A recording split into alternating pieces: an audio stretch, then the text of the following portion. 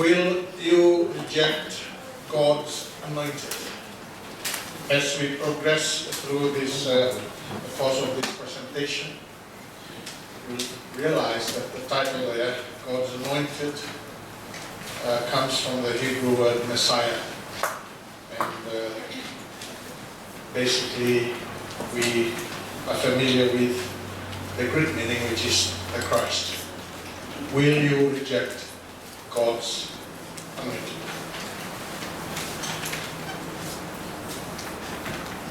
Matthew chapter 28, verse 18 says, "Go therefore and make disciples of all the nations, baptizing them in the name of the Father and the Son and the Holy Spirit, teaching them to observe all that I commanded you." Sometimes we think that baptism is only a New Testament experience. But as you look at the journey of the children of Israel, it's very clear that the crossing the Red Sea symbolizes their baptism. Paul talks about it in 1 Corinthians chapter 10, verse 1, "For I do not want you to be unaware, brethren, that our fathers were all under the cloud, and all passed through the sea, and all were baptized in the cloud and in the sea." In fact, John the Baptist is not a New Testament prophet. He's an Old Testament, the last of the Old Testament prophets.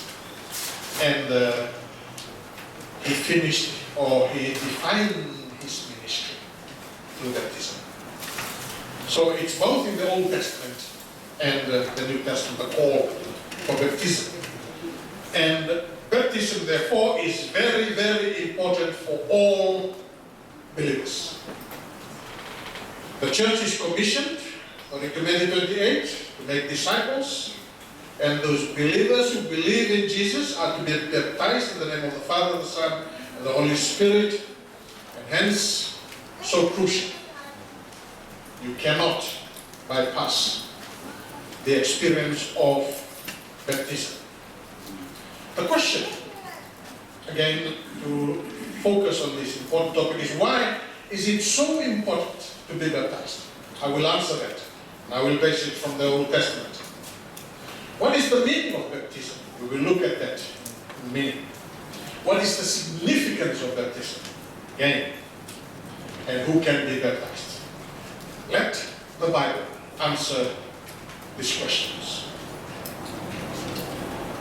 However, there is an issue that confronts us continually, and that is the practice of sprinkling and pouring. A lot of the major churches practice this. Perhaps except for Baptists, Pentecostals, and of course Seventh-day Adventist churches, most churches practice infant baptism. The passage in Romans where it says, "For all have sinned and come short of the glory of God," and it says in chapter 6, "For the wages of sin is what?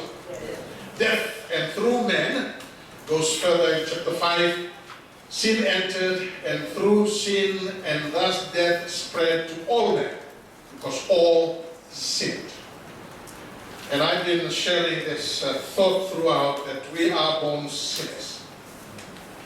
And the church of the 4th and the 5th century, 300, 400, or 500 years after the Church of the Apostles, they developed this idea that babies, therefore, according to this text, were born guilty of the original sin of Adam. Therefore, all babies are lost. Therefore, all babies needed the cleansing of Jesus. Therefore, they must be baptized. And so, the church then, after this, mandated that infants should be baptized as well. Hence, this is why we have infant baptism. It started 200, 300, especially 416 AD. There's an council act there, the Council of Mela. They mandated that kids must be baptized through immersion as well. Come 753 AD, they were doing sprinkling baptism on those that cannot be dipped. And hence the sprinkling picked up through the Christian churches. However, by 1311 AD, baptism by sprinkling or pouring was the universal practice instead of immersion, and hence it was the practice and still the practice of most churches today.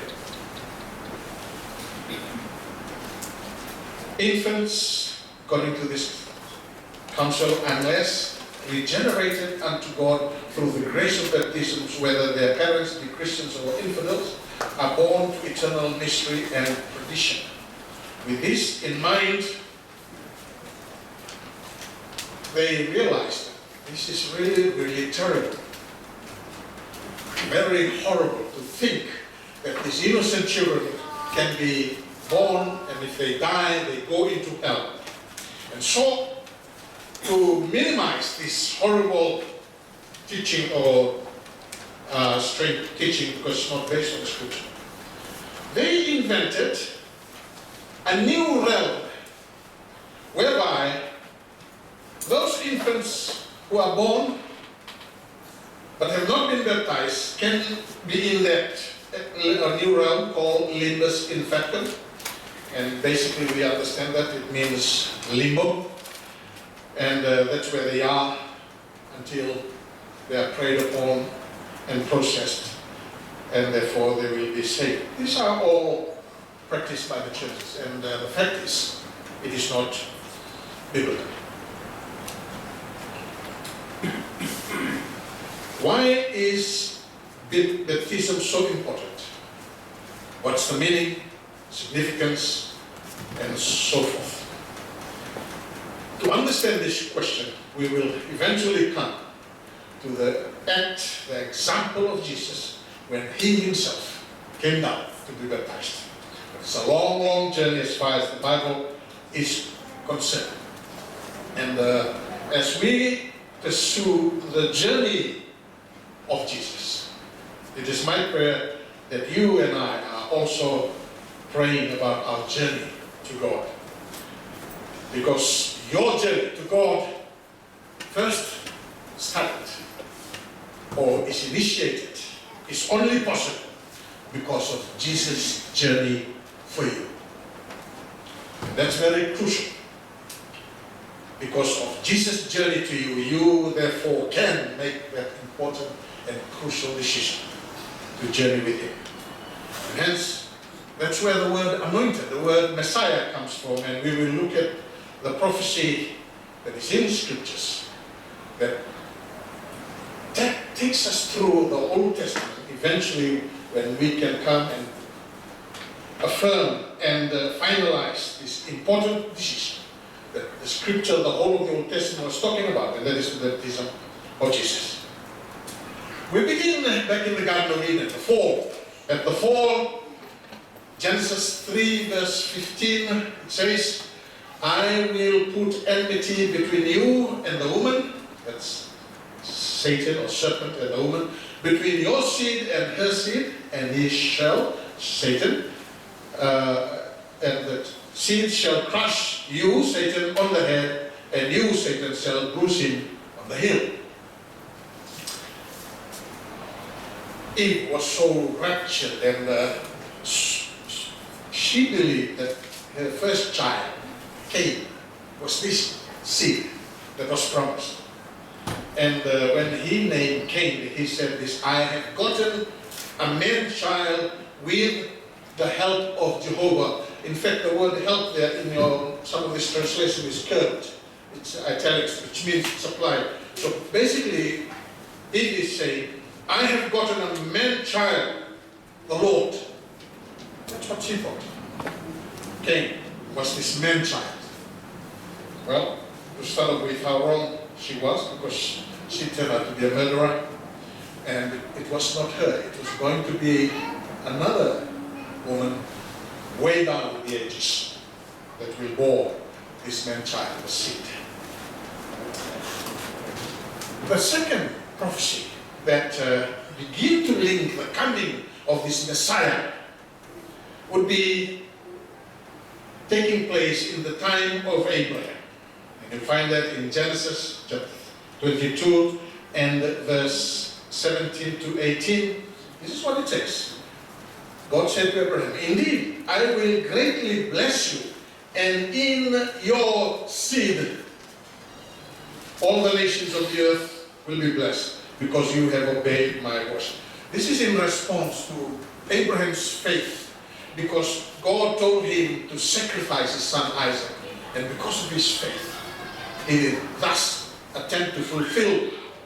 And God stopped him, and God said, "Because you've done this, you have not withheld your only son, I will greatly bless you in your seed." And that word seed locks us, connects us back to Genesis 3:15, the seed of the woman.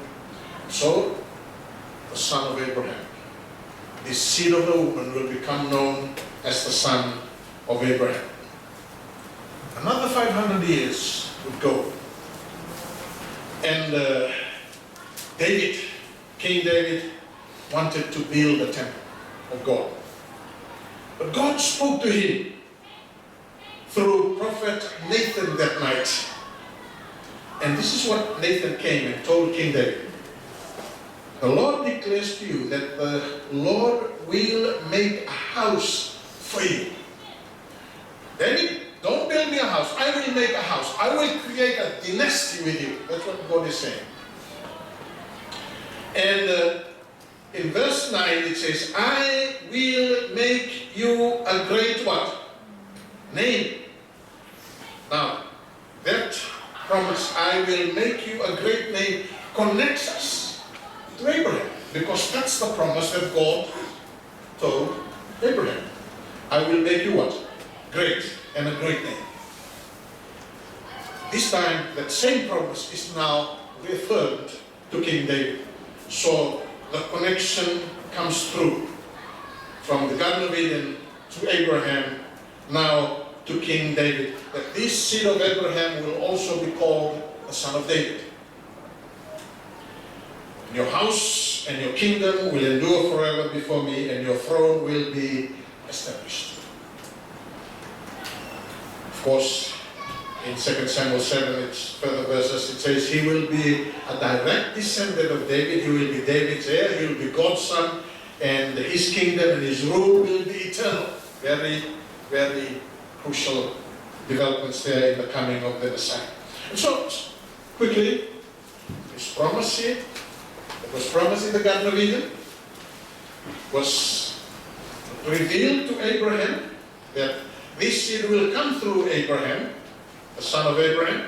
And then 500 years down the road, now it was affirmed that it will come through David's lineage, hence the son of David. Then, another 300 years will pass. It will be Isaiah the prophet who will shed further light on the coming of this Messiah. But something interesting, because the book of Isaiah introduces two very contradicting pictures. He's going to come as a God king, that's very much in line with David, King David. He will be king. The Messiah is going to be a son, a king. But then Isaiah presented another picture. This Messiah will come as a suffering servant. Two very contradicting. Isaiah chapter 1, chapter 14, he will come as a king. And for the Jews, for those who are reading their Bible, yes, that fits David, because he's the son of David, the king. Then the whole picture is on his head. He's going to be a suffering servant. If you go to the king, you'll be familiar with Isaiah chapter 9. "For unto us what? child is born unto us, a son is given, and the government will be on his shoulders, and he will be called Wonderful Counselor, Mighty God, Everlasting Father, Prince of Peace. Connects well with King David. Not only that, when you go through the second half of the book of Isaiah, a totally new picture emerges. He was despised and rejected by mankind, a man of suffering and familiar with pain. Like one from whom people hide their faces, he was despised and we held him in low esteem. Of course, if you ask the question, how did the king come? Okay, that's a what? A suffering servant. But for the children of Israel, for Jews, they were not sure which way, because there are two revelations here. Then, after some 200 years again, we come to the book of Daniel. Daniel will now reveal to us more light on this Messiah that is coming, God's anointed.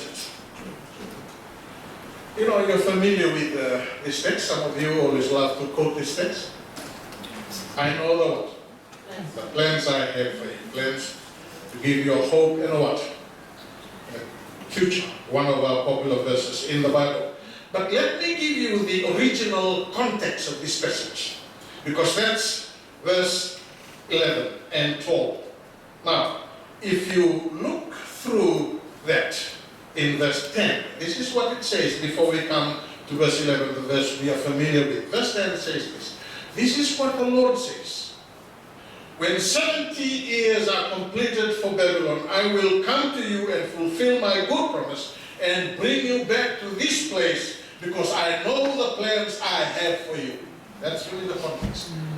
While you and I can claim those promises, yes, primarily first it was given to the children of Israel because of their disobedience, and they will be sent to captivity because of their unfaithfulness. And they will be there for 70 years. 70 years is a lifespan of a typical man on earth. When you come to the book of Daniel, especially here, Daniel chapter 9, this famous chapter where Daniel is praying. How many times? He's praying 3 times a day. He's a captive here in Babylon, seeking the answer. That's why he is praying. He prays facing Jerusalem. Why is he facing Jerusalem? Because Jerusalem has been destroyed. Now, the question I want to ask is, what year is he praying? It's the first year of Darius. Not the king of Babylon. Who is Darius? Darius is the king of the next kingdom that destroyed Babylon. That is the Medes and the what? The Persians. And Daniel knew that something is up, because he knew the prophecy of Jeremiah, that period of 70 years. Jerusalem was destroyed in 605 BC. And hence, 539, Babylon is destroyed. Only a few more years before the end of the 70 years. And as this new king, the Medes, are reigning over Babylon, Daniel is in prayer 3 times a day. And there's a reason. He is praying because he wants to know, when will these 70 years be over, so that his people can go back to Jerusalem. Well, his persistence is so strong that he was willing to be thrown into the what? Lion's den. And he kept praying. That's chapter 6. Come to chapter 9, this man is still praying. Daniel 9 verse 3. So I gave my attention to the Lord God, to seek him by prayer and supplication, with fasting and sackcloth and ashes. Right? His prayer is now very, very intense. He explains why. I, Daniel, observed in the books the numbers of years which revealed as the word of the Lord to Jeremiah the prophet for the completion of the desolation of Jerusalem, namely 70 years. This is why he's been praying, and the reason why they have been sent as captives to Babylon is because of their disobedience. And so Daniel fills the first part of his prayer with intense confession. You know, he uses most of the Hebrew words for sin in these few verses. I pray to the Lord my God and confess this and say, we have sinned, we have committed iniquity, we have acted wickedly, we have rebelled, we turned aside from your commands and ordinances, we have not listened. Almost all the words in the Old Testament that define sin is in these few verses. Daniel's confession. Full confession for Israel's sin. But then, after confession, his prayer focuses to restoration. Verse 17. Let your face shine on the desolate sanctuary. Open your eyes and see our desolation and the city which is called by your name. You see, as we have said and noted before, Daniel was thinking seriously about the end of 70 years, and he's praying, Lord, restore us according to your promises. Take us back. Of course, with such intense prayer, God answers. Now, while I was speaking and praying and confessing my sin and the sins of my people Israel, and presenting my supplication before the Lord my God, while I was still speaking in prayer, then the man Gabriel is just no ordinary angel. I believe that Gabriel perhaps most likely took Lucifer's place as a cherubim in the presence of God. While I was still speaking in prayer, then the man Gabriel came to me. So the answer to this prayer comes directly from the presence of God. This is right from up there. A special messenger arrives. And this is the message. 70 weeks have been decreed for your people and your holy city to finish the transgression, to make an end of sin, to make atonement for iniquity, to bring in everlasting righteousness, to seal up vision and prophecy, and to anoint the most holy place. Now, if you have not noticed, there's new information coming on this direct answer from the throne. You see, Daniel was praying for the end of the 70 years. You follow that? God is now bringing a new time period. Not 70 years, but what? 70 weeks. Okay? 70 weeks. 70 weeks. 70 times 7 equals how many years? 490 years. This is a whole new ballgame. Totally new. Very strangely new. What Gabriel is saying, that God is saying that the real restoration that you are praying about, Daniel, is not going to happen at the end of these 70 years. This restoration is going back into the future, because it's going to take 490 years. Now, as you look at these words, 70 weeks, and of course the description of this restoration, to finish what?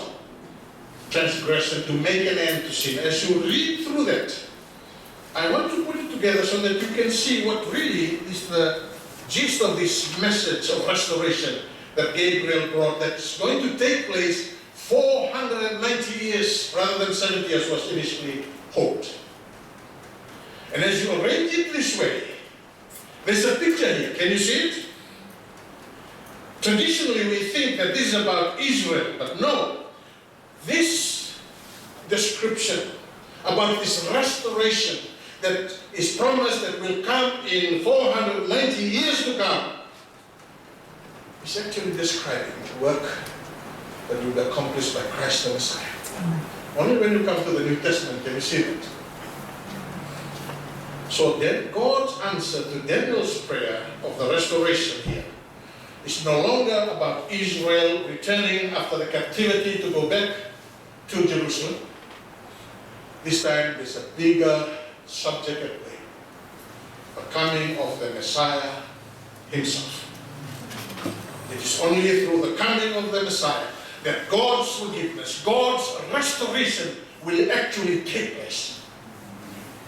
There's a shift here in God's work. So I hope I will not confuse you as we progress. Are you following? 70 what? Weeks, how many? 400 and what? 90 years. The question is, when will the 70 weeks prophecy begin? It's 490 years. And as we look into the passage in chapter 9, verse 25, it says this. So you are to know and discern that from the issuing of a decree to restore and rebuild Jerusalem. As the children of Israel, yes, there's a little bit of similarities here about the return from captivity, as was indicated by Jeremiah.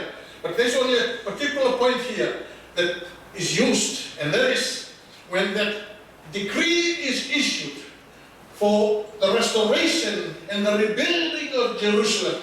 That's the beginning of this 490-year timeline. Are you following? And that timeline took place in 457 BC when King Artaxerxes, and you see the story here in Ezra chapter 7, gave the command for Jews to go back to rebuild and restore Jerusalem. Ezra chapter 7, if you want to follow through that. And so, that's the beginning of these 70 weeks or 490 years. From 457 plus 490 takes us all the way to the end of the BC counting line and begins a new line, the coming of Jesus, and it takes us to AD 34. All right, let's come. So, you are to know and discern that from the issue of this decree to rebuild Jerusalem, 457 BC, from King Artaxerxes, and the end of that until the Messiah, the Prince, there will be 7 weeks and 62 weeks. You have to bear with the word, use of these words here. 7 weeks and 62 weeks equals how many weeks? 69. So there is this 490-year prophecy, but then there is another timeline inserted through from the same beginning of 457, because this time the word of that prophecy brings a new picture, until Messiah. The word Messiah in Hebrew means anointed. If you read the Hebrew Bible, it uses the word Messiah. If you read the Greek Bible, it uses the word that we are familiar with, the Christ. Both the Messiah and the Christ mean anointed. The word anointed comes from here. The anointing of the Messiah. And so, we already have the 70 weeks, 490. That is 490 years, 70 weeks. Then there is a further addition to this prophecy of the 69 weeks. Don't lose focus. See if you can follow that. Beginning at 457, from that same issuing, the 69 weeks is 483 what? Years. That's when the Messiah, that's when the anointed will appear. And so, it clarifies clearly here that to restore and to rebuild God's kingdom, only the Messiah will do that. When the Messiah comes, He will restore. He will rebuild His kingdom. And as noted, word Messiah, and of course we do know the anointing of Jesus. The end of that 483 years, as we have seen that, the end of that is AD 27. And what happened in AD 27? Jesus was baptized. Have I confused you, or is that clear? Are we forward? All right, it's good. Let's come to Mark, New Testament, Matthew chapter 3. Verse 13, Jesus came from Galilee to the Jordan to be baptized by John. But John tried to deter him, saying, I need to be baptized by you, and do you come to me? John was shocked here, but then Jesus said it straight. Let it be so now. It is proper for us to do this, to fulfill what?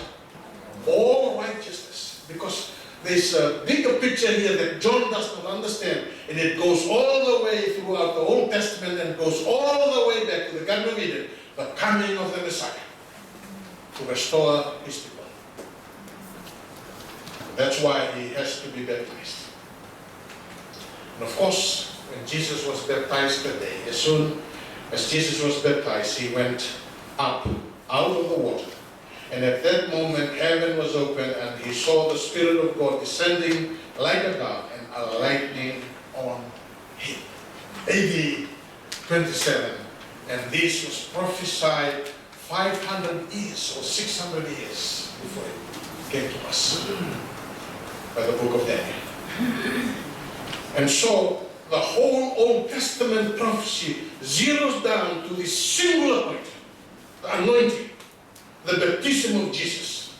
So important, so crucial, because it identifies the role that Jesus is coming, and that is to restore, to rebuild his people. And of course, we have not analyzed the rest of the picture where there's a week left. See, 469 weeks, there should be 70 weeks, there's 1 week there, and in the middle of the week, it prophesies the death of Jesus. And of course, that 1 week, Jesus' ministry is 3.5 what? Years. At the end of that 3.5 years, Jesus died on the cross to fulfill that restoration. And there you are. That's a brief summary on the coming of the Messiah.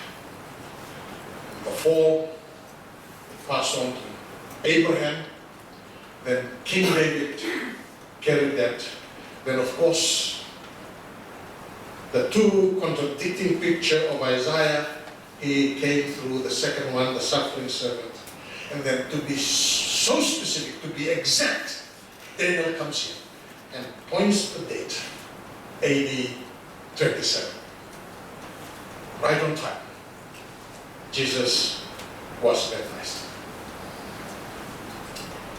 How did God's people respond to the coming of the Messiah? I mean, if the entire Old Testament is focusing and guiding us, and everything is about the coming of Jesus, this is like the point of the spear, and when he comes, when he arrived, when he was baptized, how did God's people respond to him? Because that's the same question I will ask you at the end of this sermon. The Messiah arrives, was baptized. The Holy Spirit came and anointed him. And filled with the Holy Spirit, he went into the wilderness. And I'm reading here, again, from Matthew 3, I've read that already. And after being baptized, Jesus came up immediately from the water. And behold, the heavens were open, and he saw the Spirit of God descending as a dove, lighting on him. And behold, a voice out of heaven saying, "This is my beloved Son, in whom I am well pleased." Now that's Matthew chapter 3. In Luke chapter 3, also talking about the baptism of Jesus, Luke chapter 4 begins in verse 1 on this note. Jesus, after the baptism, full of the Holy Spirit, returned from the Jordan and was led around by the Spirit into the wilderness. Jesus is now full of the Holy Spirit. He spends 40 days fasting and prayer. 6 weeks. Can we survive 1 week? How many weeks can you go without food? But so crucial. See, it's beyond. Sometimes we think that this is an achievement. No, only God can do this to us. Moses was filled with such power, he could spend 40 days without food in the mountain. So was Jesus. And when such circumstances come to our hearts, we will do the same, whatever the period of time is. Because God is empowering us. We have learned to experience a food that the physical food or drinks cannot satisfy. And suddenly you lose the interest of all these foods. And not to lose weight, but to experience God. Well, the question is, how did God's people respond to the coming of the what? Messiah. In Matthew chapter 16, Jesus asked the disciple, and he said, what do people say that I am? And he said, yeah, some say it Isaiah, some say it Jeremiah, or one of the prophets.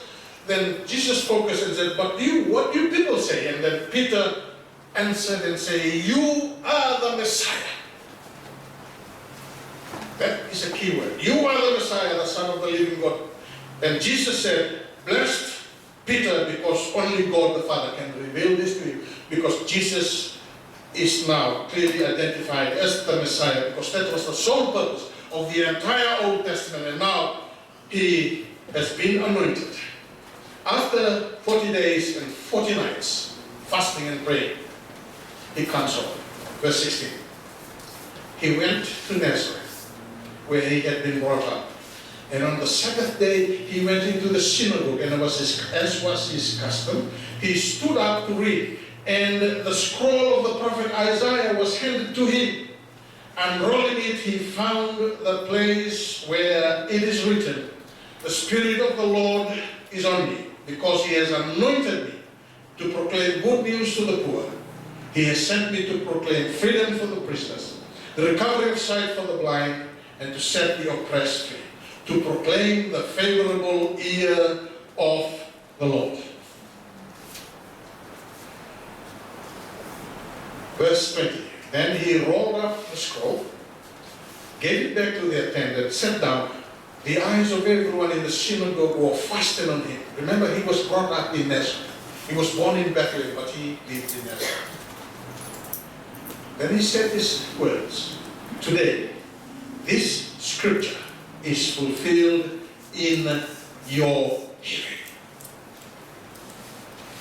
The entire prophecy of the coming of the Messiah has met its fulfillment in him. And after being filled with the Spirit and anointed, and after fasting and praying, he comes now to church, his church, where he's known, and he says, it's been fulfilled. How did they respond? Isn't this Joseph's son? You see? This is a derogatory statement. Because they believe that Jesus is not the Son of God. They believe that Mary is impregnated somehow, somewhere, but definitely not God. So sometimes he's called Mary's son, sometimes he's called what? Joseph's son. Basically it's meaning, who's your father? A total response of unbelief from his own people that day. Jesus continued to speak. Jesus said to them, surely you will quote this proverb to me, physician, heal yourself. And you will tell me, do here in your hometown what we have heard that you did in Capernaum. Truly I tell you, he continued, no prophet is accepted in his own town. He continues, verse 25, I assure you that there were many widows in Israel in Elijah's time, when the sky was shut for 3 years and a half, and there was a severe famine throughout the land. Yet Elijah was not sent to any of them, but to a widow in Zarephath, in the region of Sidon. Jesus continues to speak.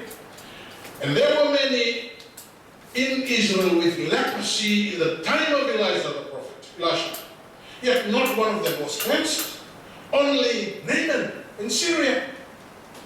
He continues to poke their eyes. All the people in the synagogue were furious. When they heard this, they got up out of the town, and they drove him out of the town. They took him to the brow of the hill on which the town was built in order to throw him off the cliff. What an anticlimax to these magnificent prophecies, amazing prophecies, right from the Garden of Eden, right throughout the ages, to Abraham, to David, and to other prophets. And yet, when the time came, when he came down to the very final point in his home church, they totally disbelieved him. In fact, they wanted to kill him.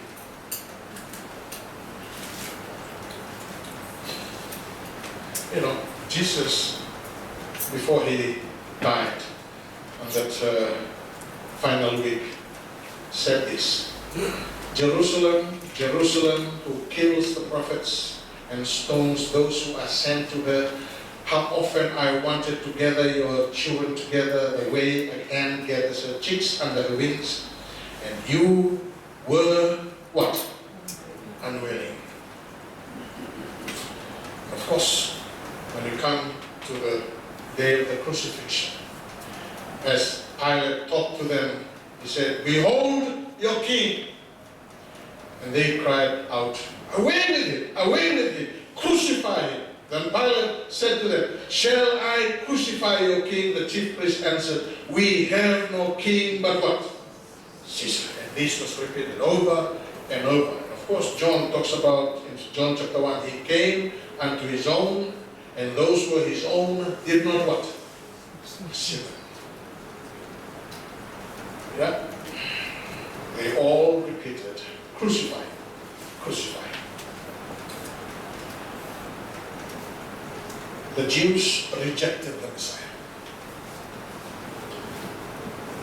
My question for you and for me tonight is, will I also rejected this Messiah, God's anointed?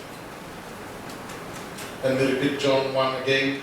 He was in the world, and the world was made through him, and the world did not know him. He came to his own, and those who were his own did not what? Receive him. But then it goes and says he went, but as many as received him, there were some, the days of Jesus, including the disciples and others, as many as received him, to them he gave the right to become children of God, even to those who believe in his name, who were born not of blood, nor the will of the flesh, nor the will of man, but born of God. This is the restoration that was to come. Not because they are nationally Israelites. Those who accept him will be born into God's kingdom because they have believed and received Jesus into their heart. You see, for just to see a perspective here, this prophecies from the Garden of Eden right up to Daniel and the birth of Jesus, this took about what, 6,000, over 6,000 years. But I want to show us that Jesus' journey and your journey has been destined not 6,000 years ago, but from what? From eternity. I've quoted this text before, let me quote it again. Just as he chose us in him, when? Before the foundation of the world, that we would be holy and blameless before him.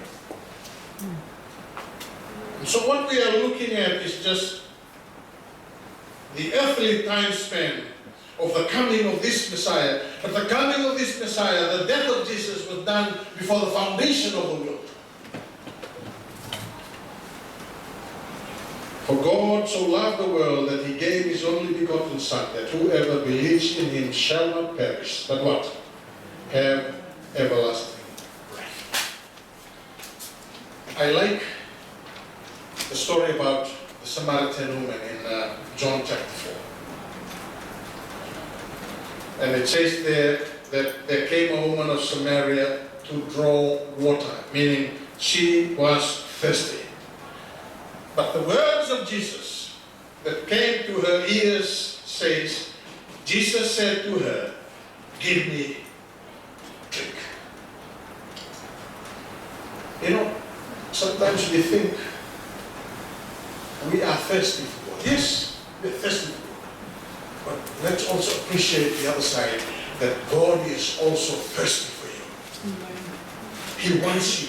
He planned this from eternity. And therefore, the fulfillment of those prophecies shows his determined journey to come for you and to restore your life and to give you fulfillment.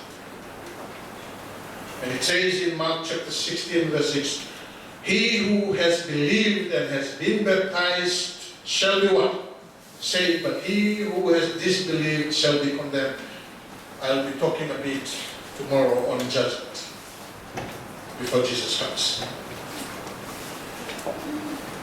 Believe here means surrendering, a saving faith, surrendering your heart to God, because baptism, the experience of baptism goes back to the baptism of Jesus. And the baptism of Jesus is the single most important point in the entire scripture, from Old Testament to New Testament.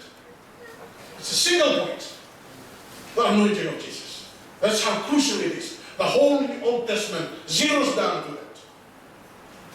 And so baptism is not something we can take lightly of, because it took 6,000 years and over of human existence to come to that particular point. The anointing and the baptism of Jesus. Because it is the drama of salvation. Baptism brings the right of purification, the full restoration. Because in time, on Sabbath, I will preach on the second coming, the real restoration in the flesh will take place. But that restoration begins now when somebody accepts Jesus. And that experience, that doorway to that kingdom, that experience is baptism.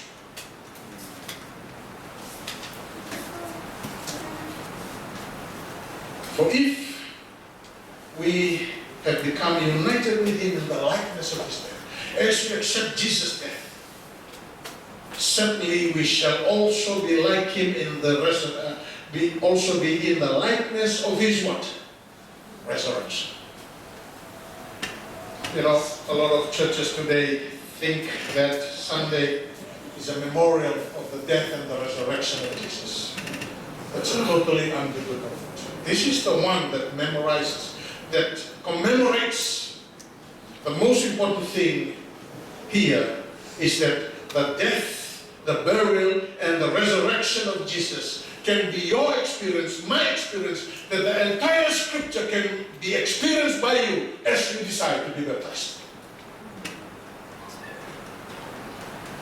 That's why I've asked that question as the topic of this sermon. Will you also reject God's anointing? Baptism signifies washing away of sin. Baptism signifies salvation. Baptism signifies our death and our resurrection. Baptism signifies clothing from our nakedness to be clothed in the righteousness of Christ, and we become members of his kingdom. Nothing is more important. What I've shared with you tonight is that the entire Bible, the entire Old Testament singles down and zeroes down on this one singular point, the baptism of Jesus. And that's why he was baptized. There's no way else but through baptism. If you happen to go to Rome, the place where the Roman emperors lived is called the Palatine Hill, Spain, Rome. There's a graffiti there, and this graffiti was discovered on the wall of the house on that hill. And it's there in the museum in Rome on this hill. And this is regarded as the first surviving picture of the crucifixion. It's a graffiti, it's a caricature. They're trying to mock this person's faith about the death of Jesus. And as you put colors into that, you see the words. Stretched on the cross is a man, but this man has a head of a donkey. That's this believer. But that's Jesus. Because to the Romans, the death of Christ is what? Foolishness. And to the left stands the man with his arms raised in worship, and his name is Alexmenos. And the words are Alexmenos worships God. They were trying to make him feel shameful. Alexmenos believe in the power. As Paul says, I am not ashamed of the Lord, the gospel of Christ. For it's a power for salvation to those that watch. Believe. You know, we often feel shame. There are two types of shame. One is a well-placed shame.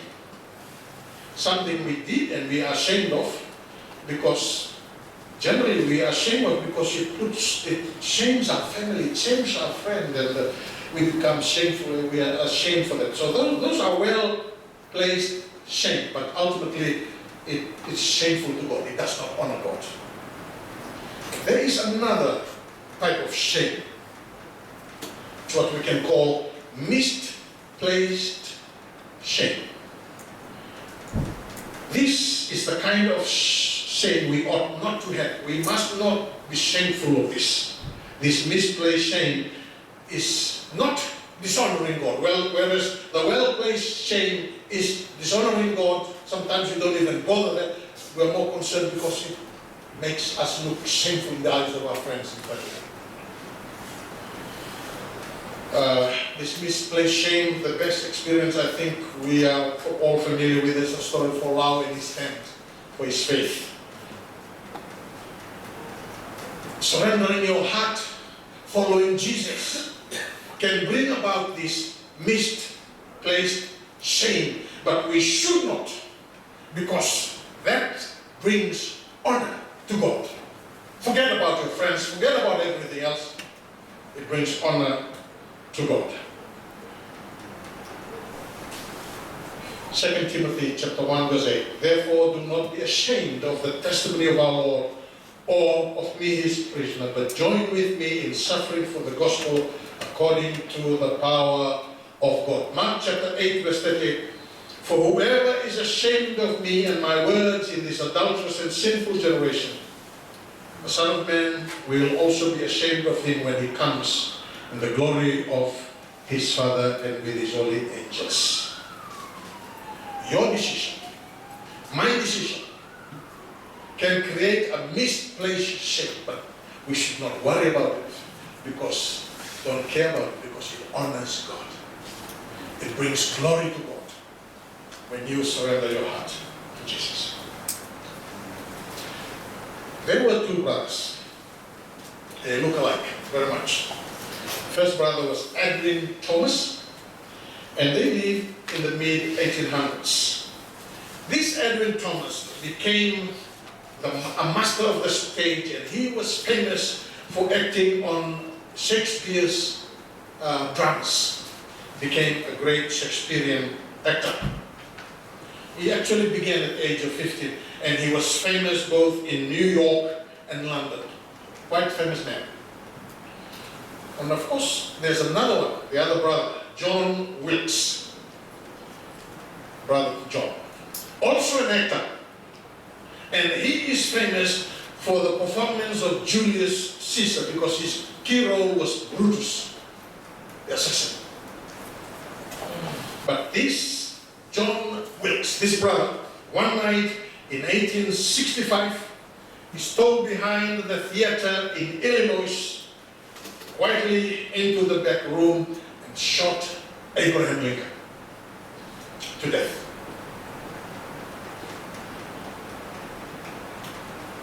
Edwin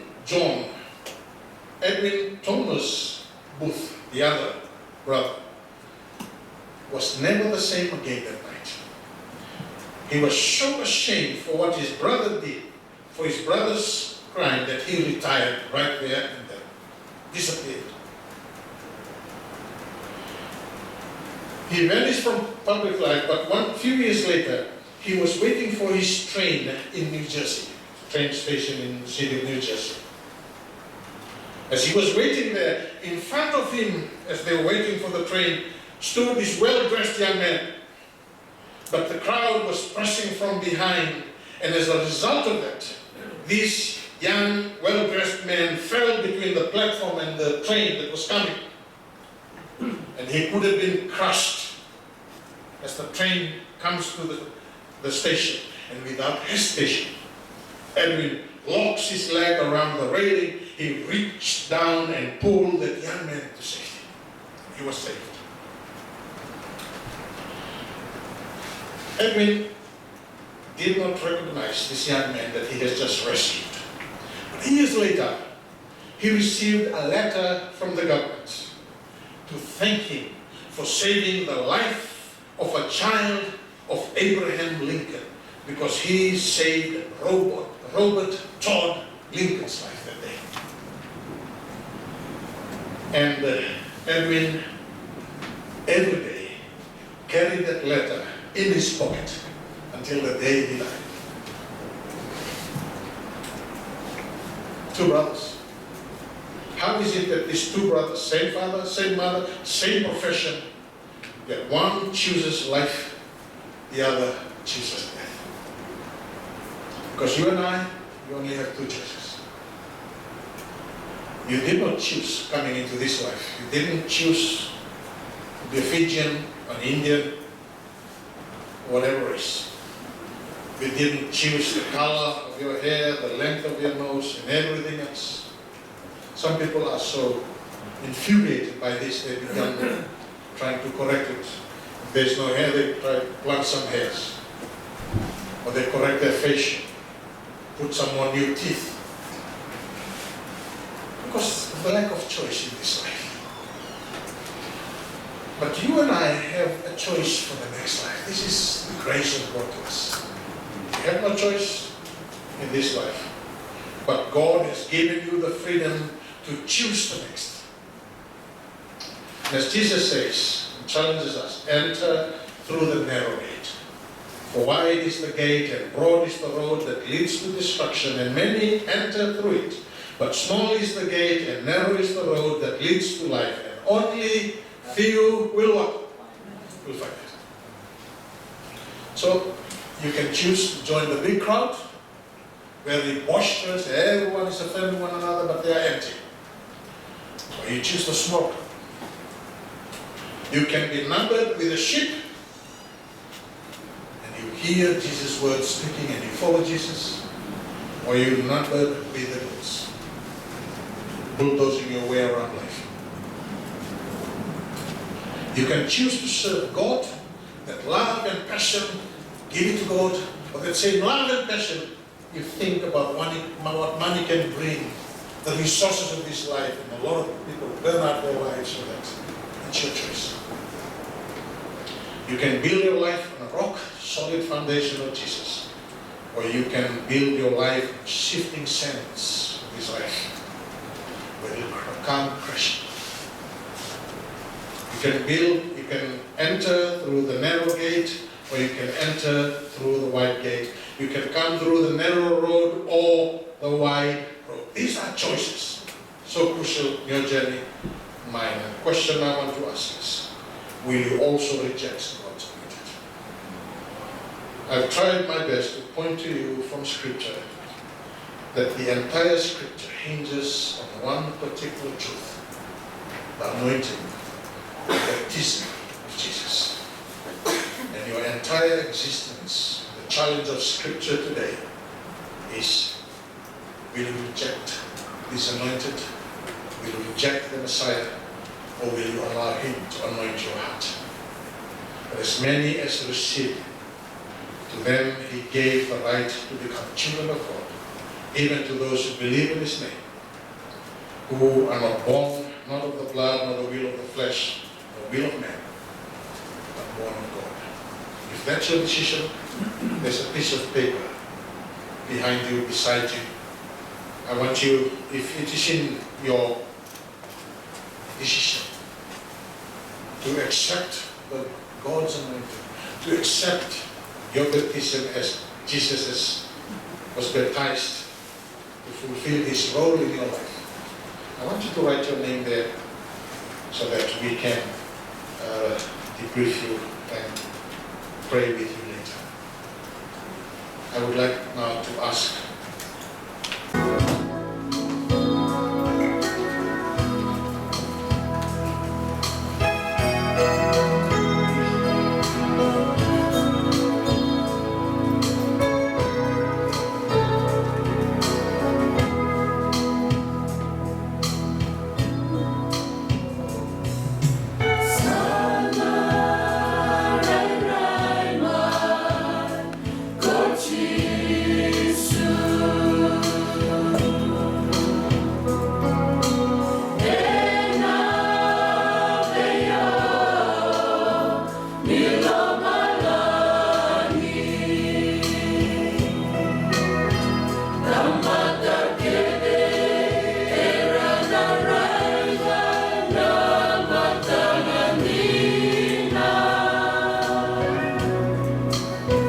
Ventamos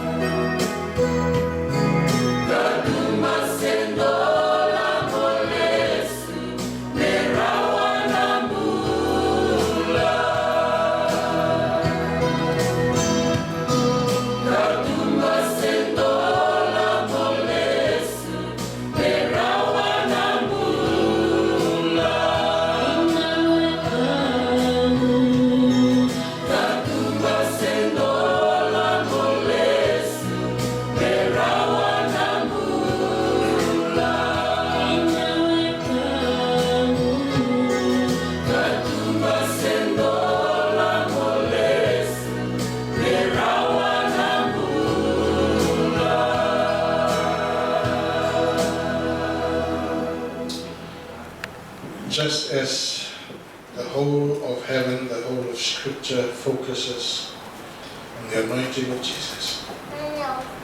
The whole of heaven is also focusing on your anointing and my anointing. To follow Jesus into that water of baptism.